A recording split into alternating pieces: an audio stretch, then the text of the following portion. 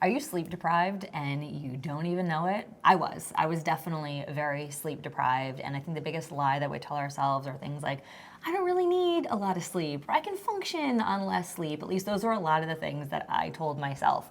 Today, we're going to dive into this topic of sleep, but don't tune out yet, because the way that Mike has put this together to present it, I think, is so beautiful and actually compelling. We're not just going to say sleep is good for you. He's going to talk about how sleep deprivation affects fat loss, muscle, and performance. So, Mike, this is a talk that we recently gave for two professional groups of people. I think it was incredibly impactful, so lead us in. Yeah, well, I think for a lot of people, and you would definitely fall into this category, and myself, I fell into this category also, probably going back about, 5 or 6 years ago. For many people, poor sleep, I mean, it's a lot like pushing a boulder uphill. I mean, that's what it looks like. Those of you who have maybe heard the Greek mythology story of Sisyphus, Sisyphus was someone who was condemned by the gods, and what they condemned him to do was to push this boulder uphill for the rest of eternity. And what would happen is every time he would get the boulder to the top of the hill, it would roll back down to the bottom. And I think for many of us, sleep is very much similar in that at the top of that mountain, we have probably the leanest, most muscular, strongest, healthiest version of ourselves. The version of ourselves that performs like a high performance car. The problem is that the boulder we're pushing uphill to reach that version of ourselves is sleep. And what happens is every time we get close to that version of ourselves, it's almost like we get knocked right back down the mountain and have to push that boulder back up. So a lot of what we are going to discuss is around sleep deprivation. And of course, we wanted to not pose this as the positive, this is why you should sleep, you're going to get all these benefits. I think it's going to be more compelling if you hear what's going to happen if you don't start getting better sleep. So we're going to talk again specifically around sleep deprivation, and I want to start with this study. It was sleep deprivation, the effects on weight loss and weight loss maintenance. And there have been a lot of studies, but I like this one in particular just because it was a narrative review that is pretty recent, came out in 2022. And it presented the findings from all of these different intervention studies, and it showed the effect of sleep deprivation on eating habits, on metabolic rate, on our hormones, and how it discusses their relevance to weight loss as well as weight loss management. And just some of the takeaways from this, I mean, the first thing they pointed to, which I think is no new news to any of us, is that we need about 7 to 9 hours of sleep a night, right? We've heard that since we were kids. What I thought was interesting, they pointed to some of what we've seen over the course of history. This is what's mind-boggling. And in 1910, the average amount of hours of sleep we would get was 9. Fast forward to 1975, that drops from 9 hours down to 7.5 hours. You fast forward to today, and we get an average of less than 7 hours of sleep. And what was really crazy is that a quarter of all adults and children are considered sleep deprived. And they said sleep deprivation actually happens in a 5 to 6 hour window. That was me. And I mean, I know 4 to 6. It was like 4 to 6 hours. I was very proud of the fact I can function on no sleep. Well, and part of the reason why for this sleep deprivation, I think ties specifically to you, and that is they cited the main reason being social jet lag. And that is a combination of people on social media today, but it actually goes into what you were talking about when we first had the discussion, which is I don't want to miss out on anything. Yeah. Right? You're always afraid that you're going to miss out on things. Was afraid that you're always going to miss out on things, and so there's this desire to always stay up, right? Yeah. So that you're on the edge of everything that's going on around you. We're at this conference, we're at a mastermind together, and we should really go to sleep because we're going to work out in the morning, but let's go out. Yeah, sounds amazing, you know? Like, exactly. We're going to lay in our hotel beds and chat all night, you know? And listen, like I do enjoy and love those seasons, right? It's not every single night, but my sleep has never become as important to me now. And I think for you listening, maybe you'll feel the same way by the end of this episode. So some of the other takeaways that they pointed to was there's higher obesity rates in people who get less than 7 hours of sleep per night. restricting sleep for 5 days leads to weight gain. That's mind-blowing. Yeah, and I think that's important because for those people who are on this fat loss journey, we can do all of the things right. We could be eating right, we could be exercising, we could be in a caloric deficit, we could be tracking everything in MyFitnessPal, and then we're wondering, how is it that none of this is working? Yeah. And if we point to sleep, we could see that, well, if you're that person who is chronically getting 5 hours or less of sleep per night, that's why your weight's not moving. And one of the things that it's very unfortunate and in some ways unavoidable unless something changes, but we know that with shift workers, people that work overnight, with nurses and firefighters and with police officers, all types of first responders who do that kind of shift work, it actually is a major issue for many of them, and this is why in those particular professions you may see more rapid weight gain over time. And I just know from having those types of individuals in our programs, they're always wondering, like, I'm doing everything right, I'm checking all the boxes. And it's hard because you know that the missing element for them is sleep. To just take it a little bit further, some other things that came out of is sleep deprivation is what's most associated with people who have type 2 diabetes, cardiovascular disease, as well as hypertension. Disturbed sleep associated with long-term unhealthy dietary habits. So those people who typically don't get good sleep or disrupted sleep, how does that affect your decisions the next day in terms of what you're eating? Completely. That was me. It was stay up late, eat pretzels and peanut butter, wake up in the morning, feel terrible, and eat more garbage. So, yep. Short sleep duration is associated with higher calorie intake. And there's another interesting point that we're going to come back around to regarding that in a little bit. But another piece of research, in this one, researchers found that when the dieters cut back on sleep over a 14-day period, the amount of weight they lost from fat dropped by 55%, even though calories stayed equal. They felt hungrier and less satisfied after meals, and their energy was zapped. So let's just break this down for a moment. That in and of itself is really compelling evidence for how disrupting your sleep over a 14-day period could disrupt your ability to lose body fat. Here they had two groups of people, and what they said was, hey, this group, right, we're going to basically cut back on how much sleep you get over the course of the next 14 days. However, your diet is going to match the other group that's going to get sufficient sleep. And the difference in fat loss was 55%. That's crazy. That's a significant amount of weight. And again, both groups lost weight. It's just, where are you losing your weight from? Yeah. Well, I just think to think about it in a different way, it's getting sufficient sleep doubles your ability to lose fat. Yeah. It's incredible. So with respect to, again, people feeling satisfied and their hunger, what we know is that these changes in our appetite and how satiated we feel are very specific to hormones, and the hormones that they are specifically related to are ghrelin and leptin.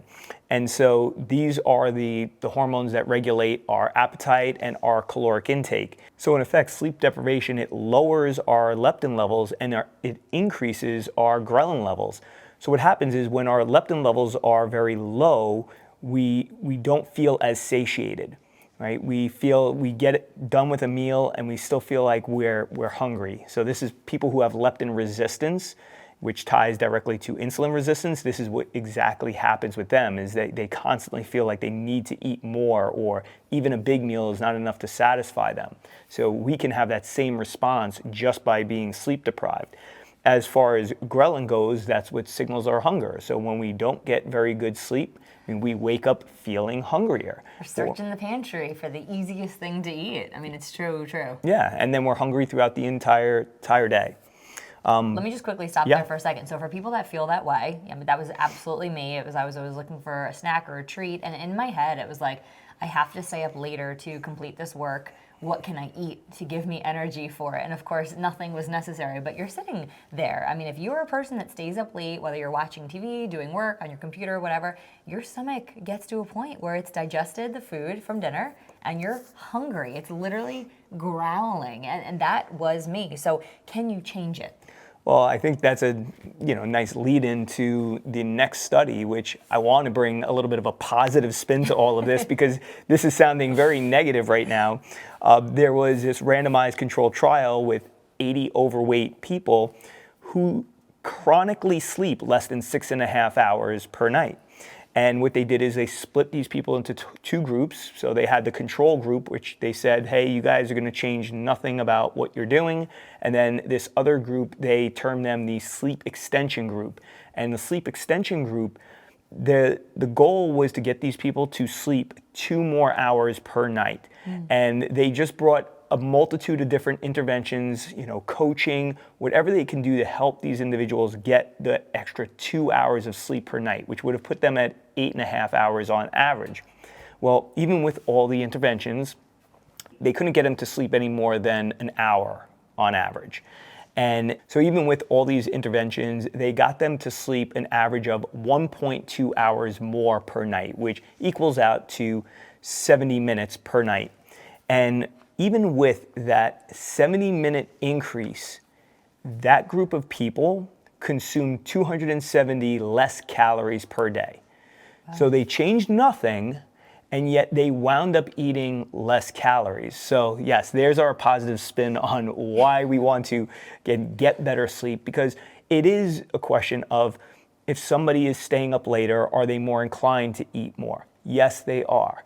But even if they're cutting off their calories at the same time, but getting that extra 70 minutes a night, during the course of the next day, they're going to consume 270 calories less, which may not sound like a significant amount, but that is what adds up over time. So you think about the opposite, right? If you're over-consuming, say, round numbers, 300 calories per day over the course of a week, that's going to be an extra 2,100 calories. And then over the course of 2 weeks, that gets you to just over a pound of fat added. Yeah. Now, it doesn't always work out that way. And, all of my science nerds out there know that, okay, Mike, regulation of metabolism and type of food and all that matters. And it absolutely does. But when we do look at this from this very simplistic point of view, it makes sense as to why when somebody does become sleep deprived, why they're more likely to gain weight. Yeah. Or when somebody's sleep deprived, why they may have such a challenge losing body fat versus the person who says, hey, I'm going to eat well and I'm going to work on my sleep. Big difference. It's a recipe for success. Well, I think that, and we've said this before, our body is smarter than us. Our body is going to get what it needs regardless of what we give it. And when we have these deficiencies in sleep, there's hormone deficiencies, there's nutrient deficiencies. And I remember years ago when I first started studying nutrition, we're going back like 14 years, it's that people who chronically experience stress typically, now it's generalization, but typically will go for sugar. So increased levels of cortisol can lead to filling in that deficiency with sugar, whereas people that struggle with sleep tend to go for salty things. And I don't know if it's an electrolyte imbalance. I don't know what happens on that micro level. But I remember reading that and I was like, oh my gosh, why do I always want pretzels or chips and dip at night when I stay up? I'm not looking for something sweet. I was looking for something salty. And I remember bringing that to a lot of clients. They're like, oh, that's so crazy. Now, again, it's a generalization and I don't have the science to back that. But what I can say is when we have a deficiency somewhere, our body is going to make up for it somewhere else. And that's how intuitive and smart our bodies are. You can't cheat your body. Well, it's interesting also that you bring up cortisol because, again, disrupted sleep, what does it do? It causes rises in cortisol levels. So a lot of this, it makes sense. And it's going to be very apparent to a lot of people who are watching or listening to this that all of this works cyclically. Again, I've used the term negative feedback loop many times before. And what that means is, again, when we do one negative thing, what does it do? It leads to another negative thing. And then that perpetuates that other negative thing. And now here we find ourselves in this negative feedback loop. And sleep is one of the main drivers for, again, poor dietary habits, just as poor dietary habits is one of the main drivers for poor sleep. So it's a really, really difficult situation that people will find themselves in, that you need to address this. You can't just leave this alone and say, oh, well, this is just the way it is. And I get it. There's going to be some people who because they're shift workers and what have you, this is going to be much more of a challenge. And honestly, it's like my heart goes out to those individuals Yeah, it's more hard. more than anyone else, because I know that they're the ones who will try to do all the right things and yet still struggle. When it comes to muscle development, a lot of the story is the same as it is with fat loss, which is what you don't do as far as sleep goes can have a far greater effect than all the things that you might be doing right. In this study titled "The Effect of Acute Sleep Deprivation on Skeletal Muscle Protein Synthesis and the Hormonal Environment," it looked at how sleep deprivation affected muscle protein synthesis, or in other words, the process that's going to lead to muscle growth. Right? So with our resistance training workouts, what are we trying to do? We're trying to stimulate muscle protein synthesis, and then we just do the best job we can of loading ourselves up with protein over the next 24 hours so that we can take full advantage of that muscle protein synthesis. But the takeaways from this study was, number one, chronic sleep loss creates a catabolic environment, meaning we are doing everything that goes against what we're trying to do here. You know, catabolism is eating away, whereas anabolic would be building up. It increases the risk of metabolic dysfunction and loss of muscle mass and function. Less than a week of sleep restriction can impair muscle function. And this one's crazy. Just one night of sleep deprivation can blunt muscle protein synthesis. And then lastly, for my gentlemen out there, sleep deprivation lowers our testosterone levels. It's something that you wouldn't normally think about when you're thinking about maintaining or building muscle mass. Yes, I think that naturally we think of resistance training and we think of our nutrition.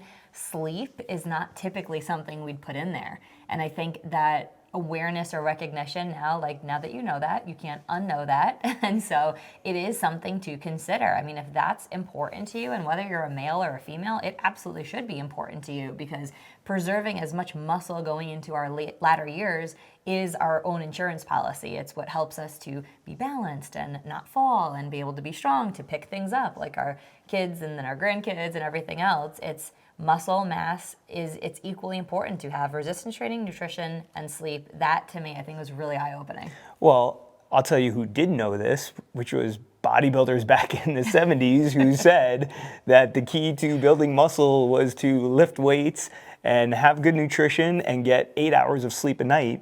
And I remember, when we were going to bodybuilding competitions, talking with one of the competitors who just happened to be one of the top competitors in the world. I mean, his advice was so basic. It was, I train this many times a week, I work this hard at it, I eat this many meals, and I sleep 8 hours every single night, and I do that every single day for years. Like that's it. I mean, it really is that basic, but that's the challenge for people. People would rather it be complicated and, more complicated and less simplistic, because then at least it gives a good excuse for not succeeding at it. But in this case, we see that, the key is really getting that rest. I mean, how else is your body going to fully repair from a workout if you're, you can do, let's just say this, you can do a ton of damage, and I mean this in a good way, provide your body with a ton of muscle damage that would ultimately lead to these great increases in muscular size and strength. But if recovering from that requires 8 hours and you're consistently giving yourself 5.5 or 6, how long is it going to take to recover from that and any other subsequent workouts, right? I mean, and that's really how we have to look at it, is like, if my workout's that effective, but it takes this long to recover from it, how much are we actually providing to allow that second half of the equation to play out? I think that sleep deprivation then maybe could be compared to picking off a scab. It's your body wants to repair, your body wants to heal, and it's every time that we sell ourselves short with sleep, it's literally like picking that scab off, and like the body's got to work that hard to heal up again. The scab is there for a reason. Sleep is important for a reason. Absolutely. Well, the last one was sleep and performance, and so just a couple quick bullet points on this one. Reducing sleep by 90 minutes decreases daytime alertness by 32%. Yep, that was me.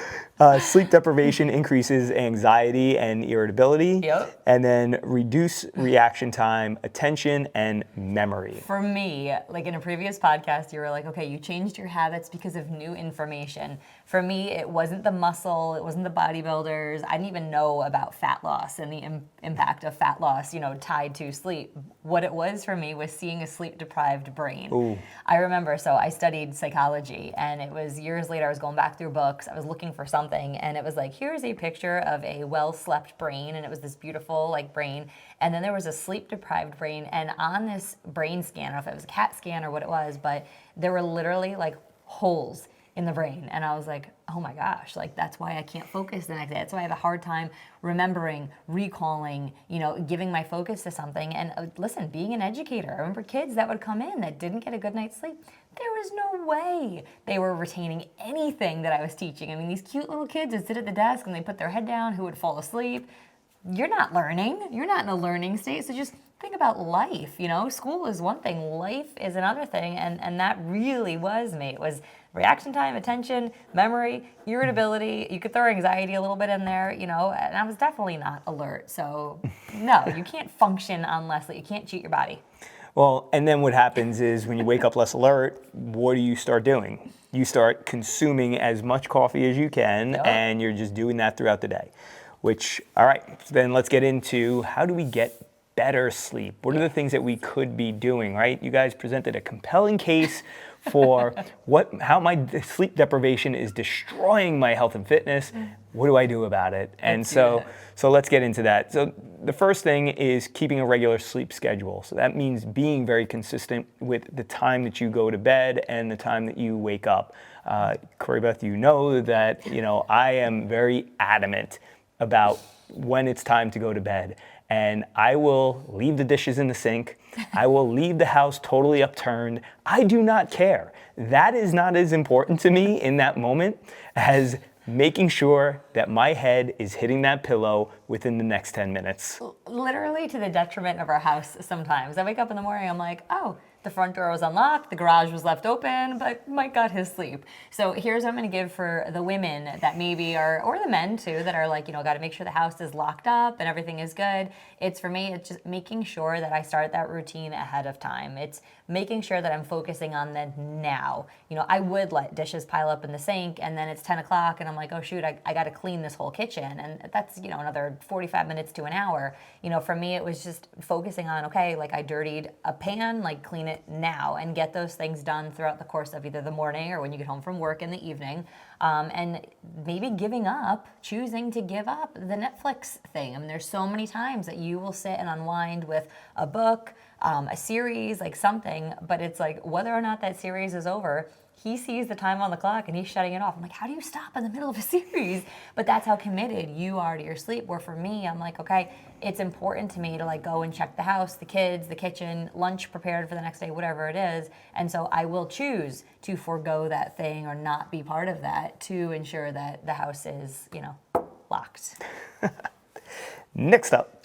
Sleep in a dark room. I mean, this one is huge, and it ties into the next point, which is reducing exposure to artificial light. So, again, sorry, I think of sometimes I'm like, oh my gosh, stopping it on my head, Absolutely. Very important. I mean, the sleeping in a dark room, this is where if you get blackout shades, that's probably the best thing you could do. It's one of the things that I love most about when we are at hotels is it could be 8:30 in the morning, the sun could be beaming through that window, but because of the awesome blackout shades that they have, it may as well be midnight. I know what I'm getting you for your birthday.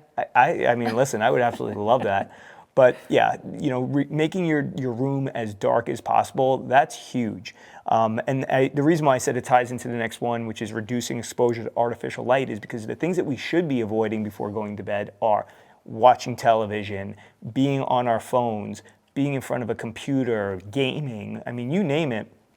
All of that exposure to artificial light is a major disruptor to our sleep. Well, I think it's important to tie in why that actually disrupts our sleep. Because you'll hear that all the time, reduce exposure to blue light and all this stuff. What actually happens is when we're exposed to that blue light, Our body doesn't produce melatonin. So melatonin is something that's naturally occurring as a hormone in your body, and a lot of people will take melatonin. But the problem with taking synthetic hormone melatonin is that half of people it doesn't even work on. So if you're a person that's like, yeah, I've tried melatonin and like nothing happened, 50% of people it doesn't work. What is that called? They're Resistant. Thank you. They're melatonin resistant. The other half become melatonin dependent because when we take something that our body naturally produces or creates and we give it to our body, what does our body say?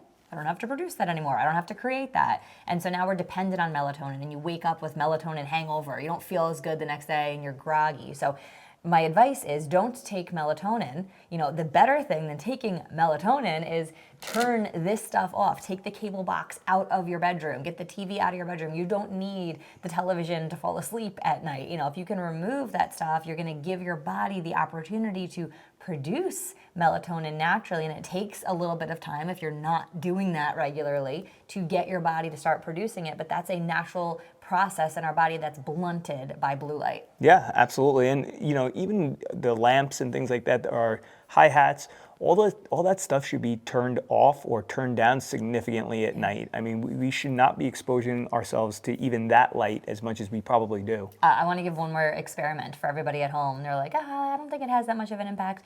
LEDs and televisions are so damaging to our bodies and our brains. And what I would love for you to do is take your phone.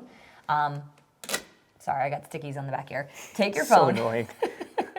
Put on your camera, and then put on slow motion video. And then take that slow motion video and aim it at your artificial lighting in your house, so your lights, or aim it at your TV. And what you're gonna see happen when you play back that slow motion video is your TV is not a fluid video, which maybe you've known this, but I think when you can see this, it's very compelling to turn that off at night. It's your TV is flashes of pictures. And literally when the kids saw that, they're like, that's what we're watching? I'm like, that's what you're watching, but your brain can't process like the speed at which those pictures are flashing. So it looks like a fluid motion of video, but it's thousands of images that flash. And the same thing with lights. I mean, we've gone out to restaurants and the kids will do this trick where they'll move their hand like this and it almost looks like slow motion. So for those that are listening on the podcast, if you just put your hand in front of you and shake it really fast side to side, with those LED lights that are just flashing light, it's a pulse of light. So those pulses of light are severely disruptive to your brain's ability to calm down, shut down, and produce melatonin. So check that out. I think that's actually a pretty fascinating and cool thing, and it can lead into a whole teaching, if that's your thing, and if it's not, like just show your kids and be like, whoa, that's crazy. That's why we turn off the TV at night, guys. Yeah, and so that's huge. And then the next thing would be to have a wind down routine, to get yourself prepared for bed. Too many of us do go right from the couch, watching television, to going to bed, and then we're wondering like, why am I struggling to do this? And it's because number one, we're exposing ourselves to the light, and then also what we're exposing our brains to before we go to bed makes a huge difference. So having that routine in which hopefully most of us are brushing our teeth before we go to bed, that should be part of your routine. But I personally like just sitting in bed for 10 minutes or so, reading, prayer before bed. For some people, for you, oftentimes it's taking a warm bath. So a warm bath or a shower, any combination of those things. But like your wind down routine, if it takes you 15 minutes to 30 minutes, that's actually great, because again, that gives you a little bit of a gap between that exposure you may have had to watching your Netflix series or whatever else you're doing, working right up until bedtime. You need that space, and it helps to prepare your brain as well as your body to get that rest. The next one is setting your room temperature to 60 to 67 degrees. At least that's the recommendation. I'll tell you what, most experts that I've listened to or watched teach on this subject say the closer to 60 degrees, the better. Like the cooler, the better. Are you so glad that you live with me? Oh, yeah. So our electric bill and gas bills, I'm sure everyone has been absolutely out of control. And I'm like, we keep the house at 66. And it's funny, I put something on Facebook and people were like, that's actually kind of high. And I'm like, what? Like, that's high? Well, we're also walking around our house in short sleeves, so we reduced it to 64. And just recently, don't tell Mike, I've reduced it to 63 during the day, and it's to get as close. But would you say in the last couple of weeks that your sleep has improved? Because mine definitely has, having it cooler, especially at night. No, because I was getting good sleep to begin with. I mean, you need a lot of these interventions right now. Are my hands Your too hands cold are for you? freezing right now. But no, again, keeping it. I've always believed in keeping the room cool, and I think we've always done a pretty decent job We have. of that. It hasn't been, what you're describing during the day is very different at night. At night, I'm okay when I'm under my comforter and all that stuff, and sleeping in a cool room. You're talking about keeping it uncomfortably cold all the time. There is a big difference between the two. The boys had friends over the other day, and I was like, are you guys cold? They were like all cuddled up on the sofa. We're like, all right, we'll turn up the heat a little bit. They also run around with shorts and t-shirts on nonstop. True. Well, let's talk about what to do during the day to really help feed sleep at night. Yeah, and I think this is very interesting because most people don't think about what they're doing during the day impacting the way they're going to be sleeping that night. But one of the top ones is always limiting caffeine, or at least having a specific cutoff time. And that's because, the half-life of coffee, for most people, it takes about 6 hours. Wow. Yeah, the half-life of coffee is about between 2 and 4, but to get it completely out of your system, you're talking at least 6 hours. And so if you're the person who's like, oh, it's 3 o'clock, I got to have a cup of coffee, you're really setting yourself up to have poor sleep. Yeah. And I get it that there are those who believe that they can drink a cup of coffee and then go to bed. I am one of those people. I can go out to the restaurant, have a double espresso, and fall asleep. However, even though you can still fall asleep, research shows us that there's still a disruption to your sleep patterns. So although you can fall asleep, that doesn't mean you're getting quality sleep. And so for that reason, that was a big change for me going back to last year, which was learning to cut myself off before noon. And now even just being more conscientious of how much coffee that I'm drinking or how much caffeine I'm consuming.